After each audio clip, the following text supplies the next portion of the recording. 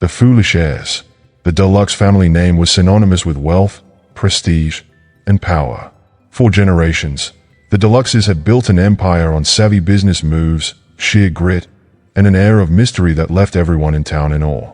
From skyscrapers to yachts, every venture seemed to turn to gold in their hands. And then came Paul and Philip DeLuxe, the heirs to the empire, celebrated at birth, spoiled in childhood, and whispered about in every corner of society. If there was one thing Paul and Philip knew, it was luxury.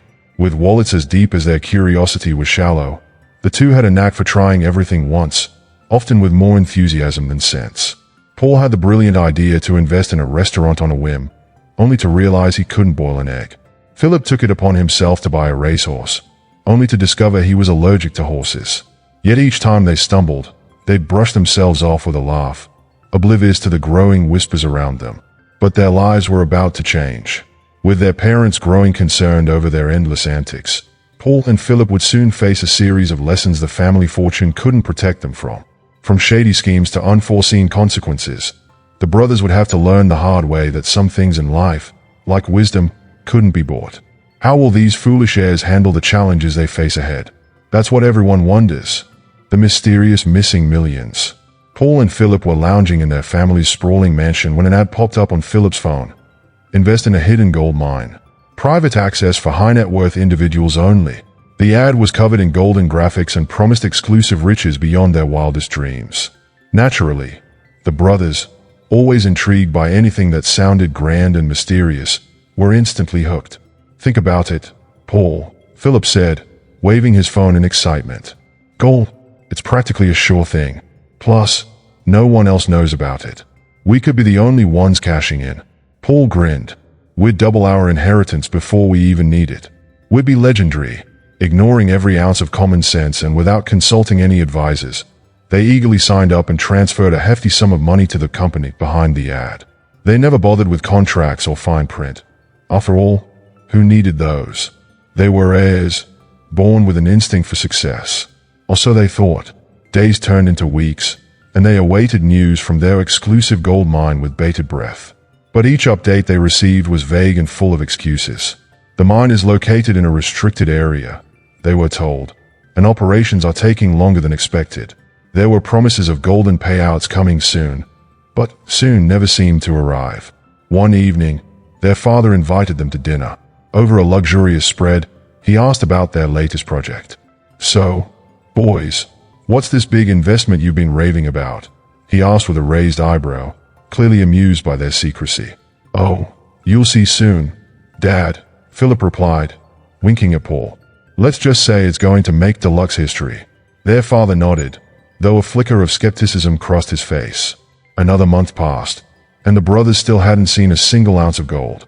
They were growing restless, and finally, they decided to demand answers. When they tried to contact their investment firm, however, their calls went straight to voicemail. The website they had used to transfer the funds had mysteriously disappeared. Panic set in. Paul and Philip looked at each other, realizing they had been duped. Their mysterious gold mine was nothing but a mirage, a scam designed to lure in the gullible and greedy. The weight of their foolishness hit them hard. The real problem, however, was covering up the loss. They had been too confident to keep records, and with the money missing, they knew they'd face humiliation from their parents. So they decided to concoct a cover story, inventing a series of unforeseen expenses to justify why their investment was taking so long to show returns. But word soon spread in social circles. Friends and relatives began whispering about the brothers' reckless spending and gullibility, labeling them the foolish heirs. Paul and Philip scrambled to regain their footing, desperate to prove that they weren't simply spoiled rich kids with empty heads. They plotted ways to recover their lost money, diving into even riskier ventures, hoping that one good investment could redeem them. Yet, with each attempt, they seemed to dig themselves deeper, confirming their reputation as the most foolish heirs the DeLuxe family had ever known. And so, they embarked on their next venture, a fresh chance to redeem their name, or perhaps, to further entrench their legacy of blunders. The yacht that wasn't. After the disaster with the gold mine scam, Paul and Philip needed a win. They couldn't let their reputation as the foolish heirs define them forever. So, when Philip saw an ad for a private yacht rental, he had a genius idea. We could throw the biggest party of the year on this yacht. Everyone will be talking about us for weeks, Philip declared, his eyes gleaming with excitement. The brothers pooled their remaining funds, confident they could make an unforgettable splash. The yacht was more than just a vessel. It was a floating palace with a full crew, fine dining, and a bar stocked with the finest champagne. They imagined themselves hosting the ultimate soiree for their social circle, all the while pretending it was their own. They meticulously planned the event, sending out lavish invitations to their friends, hinting at the exclusive nature of the gathering. But when the day arrived, their bubble burst. As they stood at the harbor, champagne glasses in hand, the yacht's captain casually mentioned, "I hope you're enjoying your trip. Just to remind you, this is a 24-hour rental. We'll need to return to shore by midnight." "What do you mean rental?" Paul asked, his voice faltering. "I thought this was ours." Philip quickly checked the documents they had signed and, to their horror, realized they had paid for a rental, not a purchase. Panic set in as they tried to figure out how to explain the yacht to their parents, knowing full well they couldn't afford it long term. The event, initially filled with excitement, quickly turned into a scramble. As the night wore on, they realized their social media photos wouldn't be enough to cover up the truth when their family found out. When the yacht docked back at the harbor and the crew began packing up, Paul and Philip had to ask for the bill. The total was staggering. "Do you think we can just return it?" Philip whispered. "We'll figure it out," Paul replied. But the truth was, they were already in too deep. They convinced their friends it was an exclusive event, but now they had to find a way to pay the crew without their parents noticing. It was a disaster from every angle. When their parents found out, they were furious, but they were even more disappointed by their son's inability to think through the consequences. The brothers learned a valuable lesson. Appearances could only take you so far. The cost of vanity was one thing they'd never expected. Real estate roulette. Feeling the weight of their past mistakes, Paul and Philip wanted to prove they could make a smart decision. They'd seen their parents' real estate empire flourish, so it seemed like a safe bet. Buy property, sell for a profit. But instead of following their parents' careful, strategic approach, the brothers decided to jump headfirst into the world of real estate without any prior knowledge. "Paul, we need something big. No small apartments. Something bold," Philip declared, scanning listings for properties that screamed luxury. "Look at this. A historic mansion. We can fix it up and flip it." The mansion was perfect, or so they thought. It was in a prime location, surrounded by historical landmarks, and had potential for a massive return on investment. There was only one problem. The building was falling apart. The walls were rotting, the roof was leaking, and the foundation was questionable at best. But Paul and Philip were too caught up in their vision of grandeur to notice the glaring red flags. They bought the mansion without so much as a second thought. "We'll renovate it ourselves," Paul declared, convinced it was just a matter of throwing money at the project. They hired an overpriced contractor, and within weeks, it became clear that nothing was going according to plan. The renovations were shoddy, the contractors were untrustworthy, and the costs kept skyrocketing. By the time they realized they had been swindled by the contractor, the mansion was barely livable. The brothers were left with a money pit that only continued to drain their resources. No one wanted to buy a rundown property in a historical area, and the mansion's value plummeted. In desperation, they tried to sell the property at a massive loss, but no one was interested. The DeLuxe name was now associated with a poorly managed real estate venture, and their reputation took another hit. It wasn't just about the money anymore. It was about proving they could handle responsibility. The brothers realized that, much like their earlier schemes, their inability to focus on the details and trust the right people had cost them dearly. The inheritance ultimatum. Their family's patience had worn thin. No more free passes. Their father had declared one evening, his voice steady and serious. "If you want your inheritance, you'll have to earn it." Paul and Philip were stunned. Their parents had always been indulgent, but now they were being forced to face the reality of their failures. The ultimatum was clear. The brothers would have to survive on a fixed monthly budget for an entire month without dipping into the family fortune or their investments. No luxuries, no handouts. At first, the brothers thought it would be easy. After all, they'd spent their whole lives with every material possession at their fingertips. But when they found themselves navigating the real world, cooking their own meals, buying their own groceries, and dealing with the smallest inconveniences, they quickly realized how little they knew about managing money or making decisions without a safety net. They started out by trying to be frugal, but their extravagant habits were ingrained. They couldn't fathom eating plain food, so they splurged on overpriced takeout. They tried to handle the house chores themselves, only to break a few appliances in the process. The brothers barely lasted a week before they realized how much they relied on others to make their lives easier. As the month went on, they started to see the value in simpler living.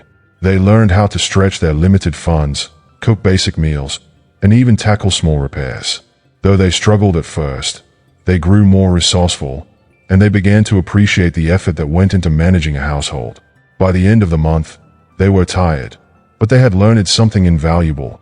Success wasn't just about wealth. It was about resilience, responsibility, and making thoughtful decisions. They had to earn their place, not just as heirs, but as capable individuals. The heirs come home. When Paul and Philip returned home, they were different. The confidence they once had was tempered by humility, and their carefree attitudes had been replaced with a newfound appreciation for the hard work that had built their family's empire. Their parents watched as the brothers took on real responsibilities within the family business. They didn't always get it right, but they were committed. Slowly, they began to rebuild their credibility, using their experiences as learning opportunities rather than excuses. One day, their father took them aside. "I've been watching you both," he said. "You've come a long way. You're not the boys who squandered every opportunity. You've grown." Paul and Philip exchanged a glance. They had come full circle. No longer were they just the foolish heirs. They were now young men ready to take on the DeLuxe legacy, with wisdom they could never have purchased, and an inheritance they had truly earned. The heirs' redemption. After all their failed ventures and the disastrous consequences of their reckless decisions, Paul and Philip DeLuxe were tired of being the joke of the town. But they still carried the weight of their family legacy, one that they had nearly squandered. Their parents, though increasingly disappointed, still gave them opportunities to prove themselves. But this time, Paul and Philip knew they had to do something truly significant. They had to prove they could be more than just foolish heirs. It all started with a call that no one expected. The DeLuxe family's long-standing business partner, Mr. Thornton, had called with alarming news. His company, a crucial supplier to the DeLuxe empire, was in deep financial trouble. They were on the brink of losing everything the DeLuxes had built over decades. The news spread like wildfire, and panic began to set in. The DeLuxe name, once a symbol of power and influence, was now facing an unprecedented crisis. Mr. Thornton's company had been mismanaged by his son, and with no clear path to recovery, the partnership was in jeopardy. With the fate of millions of dollars hanging in the balance, the DeLuxes could either cut ties and move on, or take a risk and help Mr. Thornton's company recover. The decision had to be made quickly, and the family was divided. Many in the boardroom believed it was too risky to get involved, but Paul and Philip had a different idea. Sitting quietly at the back of the room, the brothers exchanged a knowing glance. They had learned the hard way how to turn things around from their own disasters. This was their chance to prove that they had grown. With no real business experience, they relied on their new understanding of risk and resilience, the very lessons they had learned through their own mistakes. "Let us help," Paul said, standing up. His voice was steady. "Something new. We can find a solution." The room fell silent. "You too?" Mr. Thornton asked, incredulous. "After all your previous disasters?" Philip nodded confidently. "We've learned from our mistakes, and we believe we can turn this around. Give us a chance." It wasn't just about money for them anymore. It was about redemption. They wanted to make things right, not just for their family, but for the people who depended on the DeLuxe name. Against all odds, they were given control of the recovery plan. For weeks, Paul and Philip worked tirelessly, consulting experts, studying the business, and bringing in fresh ideas. They didn't try to make risky moves or rely on flashy schemes. Instead, they focused on the fundamentals: cutting waste, improving efficiency, and forging stronger relationships with suppliers and clients. Their approach wasn't glamorous, but it worked. Slowly, Mr. Thornton's company began to recover, and soon, the partnership was back on track. The board of directors couldn't believe what they were seeing. Not only had Paul and Philip saved the company from ruin, but they had also turned the DeLuxe name around in the process.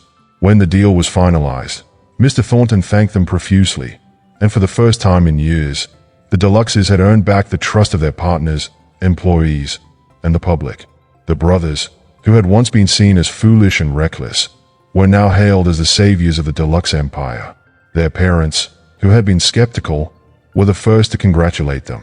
"You've proved that you are capable of more than we ever expected," their father said, his voice filled with pride.